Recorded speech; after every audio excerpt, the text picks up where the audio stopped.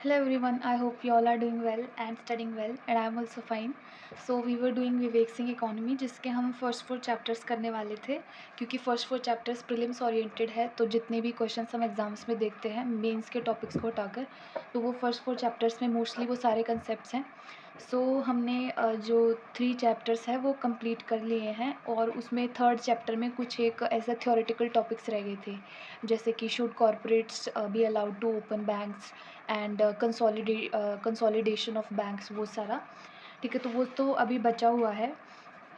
ठीक है, तो वो भी हम किसी लेक्चर में डिस्कस कर लेंगे. ठीक है, बट जिनके पास बुक्स है वो तो वो सारे जो टॉपिक्स हमने छोड़े हैं उनको आप एक बार रीड कर लेना क्योंकि उसमें थ्योरेटिकल है. मतलब वो सबका हमको प्रोज एंड कॉन्स पढ़ने हैं, उसके क्या फ़ायदे नुकसान हैं. मतलब ऐसा नहीं है कि उससे प्रीलिम्स ओरिएंटेड कोई क्वेश्चन बनेगा या किसी और एग्ज़ाम में भी. ठीक है, तो हम फोर्थ चैप्टर कर रहे थे गवर्नमेंट बजटिंग. ठीक है, तो हमने लास्ट लेक्चर में आई थिंक जीएसटी कंप्लीट किया था. तो अभी कुछ एक टैक्सेस और मतलब कुछ एक चीज़ें और रह गई हैं उसी से रिलेटेड. इसके बाद में हम 15th फाइनेंस कमीशन की रिकमेंडेशंस पढ़ेंगे और उसके बाद में हम सेंट्रली स्पॉन्सर्ड स्कीम और सेक्टर स्कीम्स पढ़ेंगे और उसके बाद में प्लानिंग कमीशन है नीति आयोग के बारे में हम थोड़ा सा देखेंगे. ठीक है, उनकी थ्योरेटिकल चीज़ों पे नहीं जाएंगे हम. ठीक है, उसके बाद में ये चैप्टर कंप्लीट हो जाएगा. इसके बाद में हमें करना है इंटरनेशनल जो फाइनेंशियल ऑर्गेनाइजेशंस है जैसे कि वर्ल्ड ट्रेड ऑर्गेनाइजेशन आईएमएफ. ठीक है, Asian infrastructure bank, Asian development bank and new development bank. ठीक है, और वर्ल्ड बैंक ये सब पढ़ेंगे और उसके बाद में ये सिलेबस कंप्लीट हो जाएगा. ठीक है, तो कल और आज में ये दोनों मतलब ये जितना भी है ये कंप्लीट हो जाएगा. ठीक है, अब हम स्टार्ट करते हैं इलेक्ट्रॉनिक वे बिल से. इसको ई वे बिल भी बोलते हैं. तो जब भी किसी भी गुड्स का जब मूवमेंट होता है, ट्रांसपोर्ट होता है बेसिकली इंट्रा स्टेट. ठीक है, तो उस केस में ई वे बिल की ज़रूरत होती है. अगर जो भी वो ट्रांसपोर्ट है उसमें अगर जो गुड्स है उनकी वैल्यू 50,000 से ज़्यादा हो तो. ठीक है, so e way bill is basically a bill for movement of goods to be generated on the e way bill portal. ठीक है, ई वे बिल पोर्टल है. ठीक है, वहाँ पे a GST registered person can not transport goods in a vehicle whose value exceed ₹50,000 without an e way bill. ठीक है, it is a document issued by a carrier giving details and instructions relating to the shipment of a consignment of goods like name of consigner. मतलब जो goods मतलब goods send कर रहा है. Consignee मतलब जिसको सेंड कर रहे हैं.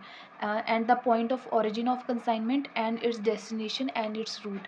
ठीक है, सो बेसिकली एक तरीके से बिल होता है जिसमें क्या गुड्स लिखी हुई है, उनकी क्या वैल्यू है, क्या रूट फॉलो करेंगे, कंसाइनर कौन है, कंसाइनी कौन है, उन सब के बारे में मेंशन होता है. और अगर 50,000 से ज़्यादा वैल्यू है उन गुड्स की तो इसको जनरेट करना कंपलसरी होता है. Now composition levy. ठीक है, it is an alternative method of levy of tax design for small businesses whose turnover is up to ₹1.5 crore. ठीक है, स्मॉल बिजनेसेस के लिए ये है. अब जीएसटी कंपनसेशन सेस. ठीक है, सो जब जीएसटी इंट्रोड्यूस करा जा रहा था तो सम स्टेट्स वर सस्पिशियस कि हो सकता है कि जीएसटी इंट्रोड्यूस करने की वजह से बिकॉज इसके अंडर 17 सेंटर के टैक्सेस सब्ज्यूम किए गए हैं और 17 सेंटर के और स्टेट के जो इनडायरेक्ट टैक्सेस है उनको सब्ज्यूम किया गया है. तो स्टेट्स वर अनश्योर. ठीक है, उनको ऐसा हो रहा था कि कहीं इस चीज़ की वजह से उनका रेवेन्यू कम ना हो जाए. ठीक है, तो उस टाइम पे गवर्नमेंट ने उनको ऐसा कहा कि उससे पिछले 3 सालों का उन्होंने जो रेवेन्यू है वो निकाला और रेवेन्यू में ग्रोथ रेट निकाली कि कितनी एवरेज ग्रोथ रेट कितनी आ रही है. और उन्होंने बोला कि अगर ये एवरेज ग्रोथ रेट से कम ग्रोथ रेट आई जीएसटी इंट्रोड्यूस करने के बाद में तो हम आपको कंपनसेशन देंगे. ठीक है, मतलब एक सेफर साइड पे स्टेट्स को रखने के लिए. ठीक है, सो Government of India calculated tax revenue growth of states' indirect taxes from 2012 to 13 to 2013 to 14. मतलब ये 3 सालों के for 3 years and it found an annual growth of 14%. मतलब जो states हैं उनके revenue में 14% की growth आ रही थी. So Government of India promised that if after implementation of GST the state's indirect revenue growth will be less than 14% annually, from 2015 to 16 onwards, then government of India will impose cess on luxury and demerit goods. Demerit goods मतलब जैसा cigarette, ऐसी जो चीज़ें होगी जो सिन goods होगी basically, और जो लग्जरी गुड्स है उनके ऊपर जो गवर्नमेंट ऑफ इंडिया है वो सेस इम्पोज करेगा, एंड वहाँ से जो रेवेन्यू आएगा वो स्टेट्स को दे देगा एज अ कंपनसेशन. ठीक है. So government of India will impose cess on luxury and demerit goods and that money it will give to states as compensation. ठीक है. So centre collect GST in consolidated fund of India. GST compensation cess, कभी कभार मैं खुद की जो short forms लिखती हूँ मैं भूल जाती हूँ मैंने क्या लिखा था. Centre collect GST compensation cess in consolidated fund of India, उसमें जाती है, and then transfer it to GST compensation fund under public account of India. ठीक है. तो अब हमको पता चल रहा है कि पब्लिक अकाउंट ऑफ इंडिया में बेसिकली कैसा पैसा जाता है. ठीक है. हमने उस टाइम पे क्या देखा था कि जो भी fund consolidated fund of India में नहीं जाता, तो जो भी पैसा कंसोलिडेटेड फंड ऑफ इंडिया में नहीं जाता वो पब्लिक अकाउंट ऑफ इंडिया में जाता है. ठीक है. तो जीएसटी कंपनसेशन फंड पहले फिर पब्लिक अकाउंट ऑफ इंडिया में जाएगा और उसके बाद में स्टेट के कंसोलिडेटेड फंड ऑफ इंडिया में जाएगा. ठीक है. पहले इसको सिर्फ 5 साल के लिए दिया गया था, बट उसके बाद में इसको 2026 तक एक्सटेंड कर दिया गया. ठीक है. सो जीएसटी कंपनसेशन सेस पता लग गया. अब हम करेंगे जो 15th फाइनेंस कमीशन है उसकी रिकमेंडेशन, जो 2021 टू 2026 के लिए जो रिकमेंडेशंस दी है. ठीक है. सो कुछ जैसे जो सेंट्रल के जो टैक्सेस आते हैं, जैसे इनकम टैक्स कलेक्ट होता है सेंट्रल गवर्नमेंट के द्वारा, सो इन टैक्सेस का जो डिविजिबल पूल बन जाता है उसमें से 41% किसको जाता है, स्टेट्स को जाता है. ठीक है. ये रेकमेंड किया है 15th फाइनेंस कमीशन की रिकमेंडेशंस के according. 41% of the divisible pool of central taxes goes to 28 states, और ये अनटाइड ग्रांट्स के फॉर्म में जाता है. अनटाइड ग्रांट्स के फॉर्म में मतलब कि सेंट्रल गवर्नमेंट स्टेट गवर्नमेंट को नहीं बताती कि आपको इन फंड्स के साथ में क्या करना है. मतलब state is free to decide कि उनको किस तरीके से यूज़ लेना है, क्योंकि ऑफकोर्स स्टेट के भी अपने एक्टिविटीज़ है जहाँ पे स्टेट को खर्चा करना होता है. ठीक है. Now which means no restriction is impose on states on how to spend. इसे बोलते हैं वर्टिकल डिवोल्यूशन. ठीक है. Now UTs do not get this vertical devolution. ठीक है. यूनियन टेरिटरीज़ हैं उनको नहीं दिया जाता ये इसमें वर्टिकल डिवोल्यूशन में से. Now the parameter of for distribution of taxes among the states, और टैक्सेस ये जो 41% है ये सारे स्टेट्स को दिया जा रहा है, तो स्टेट्स के बीच में आपस में किस तरीके से डिवोल्यूशन की जाएगा, इसको बोलते हैं हॉरिजॉन्टल डिवोल्यूशन. क्योंकि देखो हर स्टेट का पॉपुलेशन अलग है, हर स्टेट का साइज़ अलग है, हर स्टेट की डिमांड्स अलग है, तो उस हिसाब से काफ़ी सारे पैरामीटर्स के बेसिस पे हर स्टेट को अलग अलग अमाउंट दिया जाता है. For example income, distance, population, demographic performance, population age पर 2011 सेंसस, एंड स्टेट का area, forest and ecology, tax and physical effort. ठीक है. अब हम पढ़ेंगे ग्रांट्स इन एड्स के बारे में. ठीक है. तो आर्टिकल 275 में मेंशन है grants in aid in the form of following 5 types. तो 5 तरीके की ग्रांट्स दी जाती है सेंट्रल के द्वारा स्टेट्स को. पहली टाइप ऑफ ग्रांट्स है रेवेन्यू डेफिसिट ग्रांट्स. ठीक है. कि टैक्स डिवोल्यूशन करने के बाद में भी some state might face physical deficit. Physical deficit क्या होता है, total expenditure minus total receipt. ठीक है. तो अगर स्टेट्स डेफिसिट फेस कर रहे हैं तो उस केस में सेंटर उनको क्या बोलते हैं, ग्रांट देते हैं. बट ऐसा नहीं है कि ये ग्रांट्स इसलिए दी जा रही है कि स्टेट्स को प्रमोट किया जा रहा है अननेसेसरी और वेस्टफुल एक्सपेंडिचर के लिए, बल्कि उसके लिए नहीं किया जा रहा. और इनिशियली ऐसा डिसाइड किया गया था कि इनिशियली 17 स्टेट्स को देंगे, बट एंड तक आते आते 6 स्टेट्स पे आ जाएंगे. ठीक है. तो ये ऐसा नहीं है कि स्टेट्स वेस्टफुल एक्सपेंडिचर करेंगे क्योंकि उनको ग्रांट तो मिल ही जाएगा सेंटर से, तो ऐसा नहीं है. ठीक है. So after the devolution of funds 41% some state face revenue deficit, so finance commission recommends post devolution revenue deficit grants. ठीक है. अब जो लोकल गवर्नमेंट है उनको भी ग्रांट्स दी जाएगी, जैसे कि 4,36,000 crore for 5 year period to all 3 tier of Panchayati Raj institutions. तो ये जो ग्रांट्स दी जाएगी पंचायती राज इंस्टीट्यूशंस को, इनमें से 60% पैसा वो जो नेशनल प्रायोरिटी स्कीम्स है, जैसे कि drinking water supply, rain water harvesting, sanitation, मतलब जिन भी सेक्टर्स की सेंटर गवर्नमेंट बात कर रहा है उन सब सेक्टर्स पे स्पेंड करना है, और रेस्ट 40% अनटाइड ग्रांट्स की फॉर्म में होंगी, मतलब they can spend as per their choice. ठीक है, अब हम डिस्कस करेंगे, वेट अ मिनट, अब हम देखेंगे डिज़ास्टर मैनेजमेंट ग्रांट्स। ठीक है, disaster management grant, so basically जो प्राइमरी रिस्पॉन्सिबिलिटी होती है डिज़ास्टर मैनेजमेंट की, वो स्टेट गवर्नमेंट के पास होती है। State government provide financial relief from the state disaster response fund already placed at its disposal. In the event of disaster of severe nature, additional financial assistance is extended from National Disaster Response Fund, ठीक है, NDRF में से। So basically जो ratio है, ratio of contribution by union and states to the state level allocation of disaster management recommended by finance commission is 75% by centre and 25% by states. ठीक है, तो मतलब 75% सेंटर से आएगा, 25% स्टेट्स में से आएगा, और 75% सेंटर की तरफ से। नॉर्थ ईस्ट स्टेट्स के केसेस में ये जो रेशो है वो 90:10 का हो जाएगा। एंड जो स्टेट्स को जो शेयर दिया जा रहा है टोटल फंड में से, स्टेट्स में टोटल स्टेट एलोकेशन में से जो state disaster risk management fund में जो पूरा पैसा जाएगा वो भी दो सब फंड्स में डिवाइड हो जाएगा। State disaster response fund 80% fund उस फंड में जाएगा, and state disaster mitigation fund 20% इस फंड में जाएगा। ठीक है, मिटिगेशन का मतलब, रिस्पॉन्स फंड का मतलब है कि डिज़ास्टर, जब ऐसा कुछ डिज़ास्टर आ जाता है मान लो, ठीक है, उसके बाद में जो रिस्पॉन्सिबल जो एक्शन लेना होता है स्टेट को, उसमें जो पैसा लग रहा है, फॉर एग्जांपल कि जैसे कि सुनामी आ गई, ठीक है, तो उस केस में फिर जो फाइनेंशियल हेल्प प्रोवाइड करनी पड़ती है अफेक्टेड एरियाज़ में। ठीक है, सो वो सब के लिए पैसा। और मिटिगेशन मतलब कि जहाँ पे भी, जैसे गुजरात है जहाँ पे मतलब ऐसे साइक्लोन्स आते रहते हैं, ठीक है, तो वहाँ पे इंफ्रास्ट्रक्चर ऐसा क्रिएट करना कि थोड़ा प्रिकॉशनरी इंफ्रास्ट्रक्चर क्रिएट करना, ठीक है, ताकि मतलब अगर ऐसा सिनेरियो बन रहा है तो क्विक एक्शन लिया जाए, उसे बोलता है मिटिगेशन। ठीक है, तो मिटिगेशन फंड में 20% जाएगा और रिस्पॉन्स फंड में 80% जाएगा।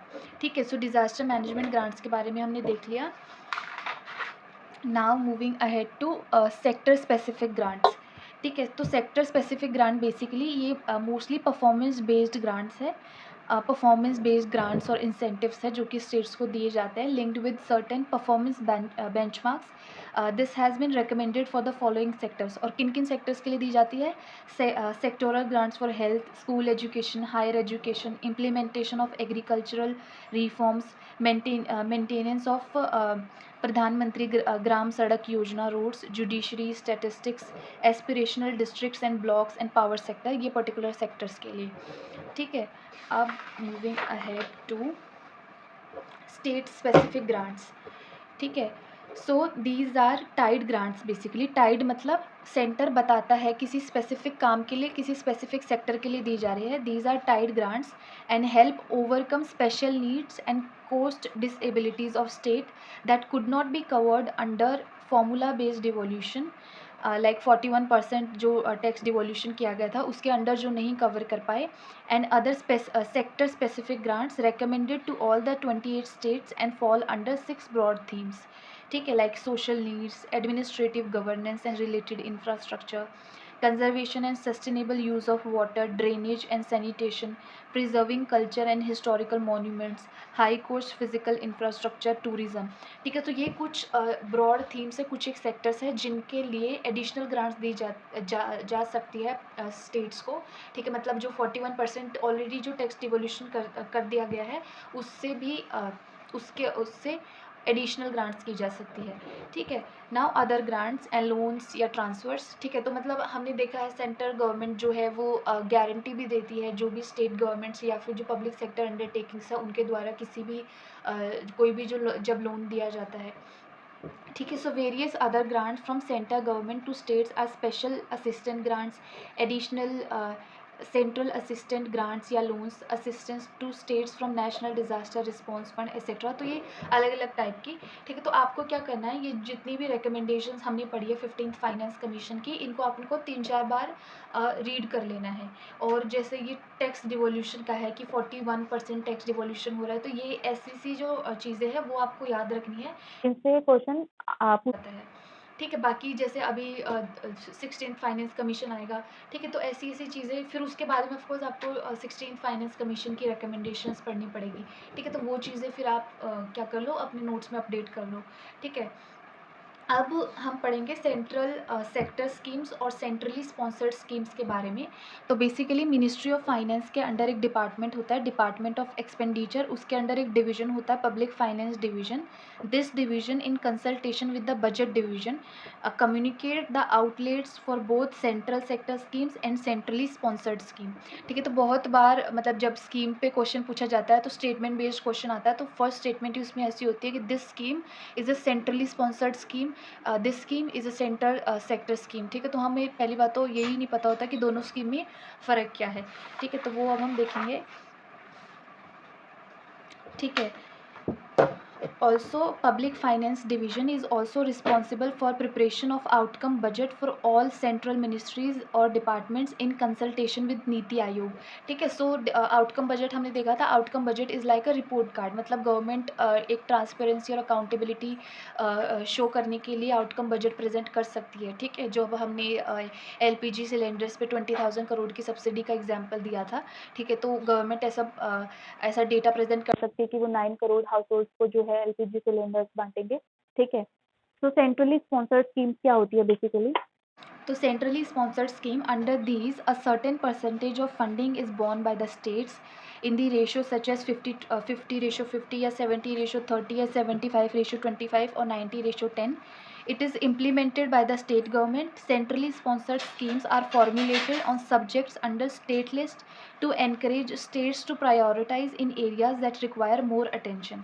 ठीक है, so basically centrally sponsored schemes ऐसी स्कीम्स हैं जिनमें पैसा सेंट्रल गवर्नमेंट और स्टेट गवर्नमेंट दोनों से पैसा आ रहा है। ये सिर्फ सेंटर के द्वारा कह सकते हैं कि स्पॉन्सर करी जा रही है, बिकॉज कुछ स्पेसिफिक सेक्टर्स में ज़्यादा अटेंशन की ज़रूरत है इसलिए, लेकिन पैसा दोनों पार्टी से आ रहा है और इम्प्लीमेंटेशन का काम स्टेट गवर्नमेंट करती है। ठीक है, जो गवर्निंग काउंसिल है नीति आयोग का, सेटअप अ सब group of chief ministers on rationalization of centrally sponsored scheme. This subgroup has recommended that जो centrally sponsored scheme है वो less than 30 होनी चाहिए, and the subgroup categorized centrally sponsored schemes into 3 categories. ठीक है, जब नीति आयोग के पॉजिटिव पॉइंट्स की बात की जाती है तो ऐसा कोऑपरेटिव फेडरलिज्म की बात की जाती है कि नीति आयोग का जो गवर्निंग काउंसिल है उसमें चीफ मिनिस्टर्स है। ठीक है, तो ये जो चीफ मिनिस्टर्स हैं इन्हीं का जो एक सब ग्रुप है उन्होंने ये रेकमेंड किया है कि जो सेंट्रली स्पॉन्सर्ड स्कीम है पहले तो इनका जो नंबर है वो 30 से कम होना चाहिए, और सेंट्रली स्पॉन्सर्ड स्कीम्स को भी इन्होंने फर्दर सब ग्रुप्स में डिवाइड कर दिया गया है। ठीक है, तो वो फर्दर सब ग्रुप्स क्या है, सबसे पहले कोर स्कीम्स। कोर स्कीम्स कौन सी है? Focus of centrally sponsored scheme should be on schemes that compromise national development agenda को, जिनका फोकस नेशनल डेवलपमेंट एजेंडा पे होता है, and states will work together in the spirit of team India. For example प्रधानमंत्री ग्राम सड़क योजना। तो ऐसी schemes जिनका मेन फोकस किस पे है, नेशनल डेवलपमेंट एजेंडा पे है, उनको क्या बोलते हैं? Core schemes. ठीक है, और core of the core schemes कौन सी है? कोर की भी कोर स्कीम्स वो कौन सी है? दो schemes which are for national protection and social inclusion should form the core of the core and be the first charge on available funds for the national development agenda। मतलब जो social protection के लिए and social inclusion के लिए schemes है, for example MG NREGA. तो नरेगा कितनी important scheme है, ठीक है, आप गाँव में जाके देखो, ठीक है, हर मतलब बहुत ज़्यादा इंपॉर्टेंट है ये, और लोग बहुत ज़्यादा नरेगा के अंडर काम करते हैं। ठीक है, अब आगे बढ़ते हैं ऑप्शनल। ठीक है, तो अब हम पढ़ेंगे ऑप्शनल स्कीम्स के बारे में। तो ये वो स्कीम्स है, the schemes where states would be free to choose the ones they wish to implement. Funds for these schemes would be allocated to states by the ministry of finance. ठीक है, so ये optional schemes है, states खुद decide कर सकते हैं। ठीक है, अब सेंट्रल सेक्टर स्कीम्स कौन सी है? They are generally those that are implemented by a central agency and 100% funded by the centre on subject within the union list. ठीक है, तो जो सेंट्रली स्पॉन्सर्ड स्कीम्स थी वो स्टेट लिस्ट के सब्जेक्ट्स पे थी और स्टेट गवर्नमेंट के द्वारा ही इम्प्लीमेंट की जा रही थी। ये यूनियन लिस्ट के सब्जेक्ट्स पे है एंड किसी सेंट्रल एजेंसी के द्वारा इम्प्लीमेंट की जा रही है, और 100% फंड भी इनका कहाँ से आ रहा है? सेंट्रल गवर्नमेंट से आ रहा है। ठीक है, तो अब कभी भी आप जब स्कीम पढ़ो, ठीक है, तो देख लेना कि सेंट्रली स्पॉन्सर्ड स्कीम है या सेंट्रल सेक्टर स्कीम है, ठीक है। अभी लास्ट टॉपिक है, wait a minute, planning commission and NITI Aayog के बारे में, ठीक है। So planning commission and NITI आयोग national institute for transforming India, NITI Aayog NITI की फुल फॉर्म है, एंड प्लानिंग कमीशन। तो दोनों को सेटअप करने का जो तरीका है वो सेम है, दोनों सेम नेचर की इंस्टीट्यूट है, बट दोनों के काम अलग अलग है। प्लानिंग कमीशन के पास में एक्चुअल में काफ़ी पावर्स थी, ठीक है।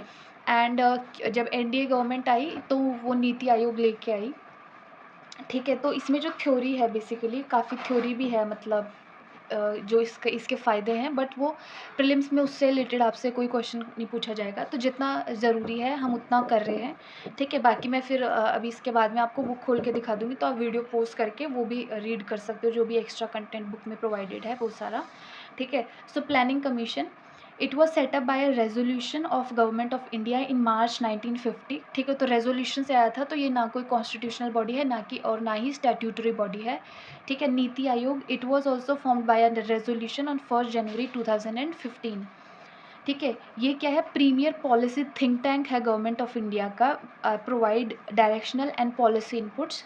It was assigned the responsibility of assessing all the resources of the country, enhancing scarce resources, drafting plans for the most productive and balanced usage of resources, and ascertaining priorities.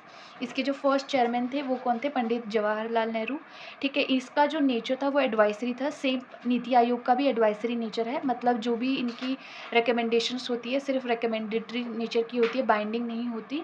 It had powers to allocate funds to ministries and states. This function is now finance ministry, ठीक है। तो इसके पास में, क्योंकि ये इसीलिए मैं बोल रही थी कि इसके पास में पावर थी, क्या पावर थी कि ये एलोकेट करती थी फंड्स, इसके पास में, नीति आयोग के पास में ऐसी कोई पावर नहीं है। अब ये काम किसका है, मिनिस्ट्री ऑफ फाइनेंस का है, ठीक है। ये top down decision making body थी, मतलब टॉप लेवल पे डिसीजंस लिए जा रहे हैं, देन वो डाउन लेवल पे आ रही है, और ये क्या है, बॉटम अप अप्रोच। तो बेसिकली अब ऑफ कोर्स ये गवर्नमेंट की बनाई हुई है, तो मतलब they are highlighting these good things कि ये तो ऐसे वर्क करती है, ठीक है। अब मैं आपको बुक ओपन करके दिखाती हूँ, ठीक है, ठीक है। तो ये बुक में है, तो काफ़ी इसमें पॉइंट्स दिए हुए हैं कि following were the functions of planning commission, but it is no longer active, ठीक है। तो उस वजह से भी एग्ज़ाम पॉइंट ऑफ व्यू से ये इम्पॉर्टेंट नहीं है, ठीक है। फिर नीति आयोग के बारे में काफ़ी इसमें मेंशन है, थ्योरेटिकल चीज़ें, ठीक है। तो जिनके पास बुक है वो तो बुक में से रीड कर लेना, और जिनके पास बुक नहीं है वो पॉज करके वीडियो को, और आप एक बार इसको रीड कर सकते हो, ठीक है, फॉर योर सेटिस्फैक्शन, ठीक है। इस तरीके से आगे और भी इसमें मेंशन है, ठीक है। वेट अ मिनट, ये फ़ोन कर जैसे,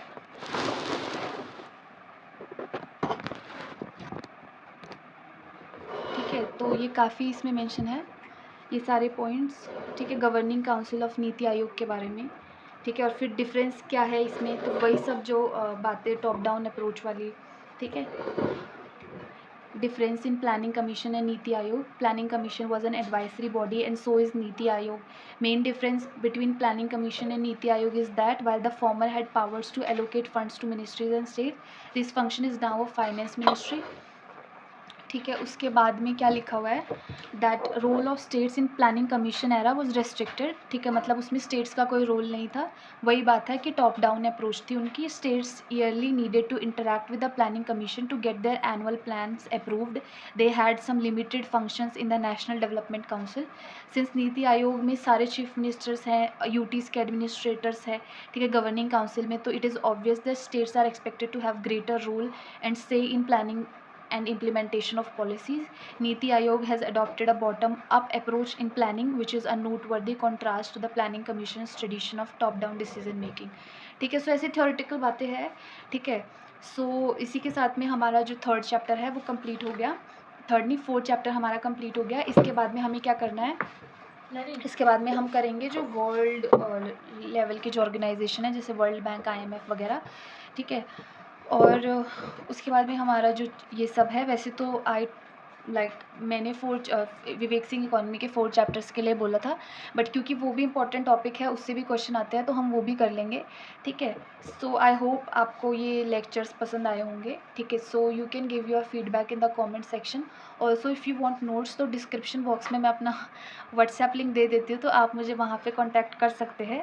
और अगर आपको ये वीडियोस पसंद आती है तो do share with your friends and also like and subscribe, and yes, thank you so much for watching.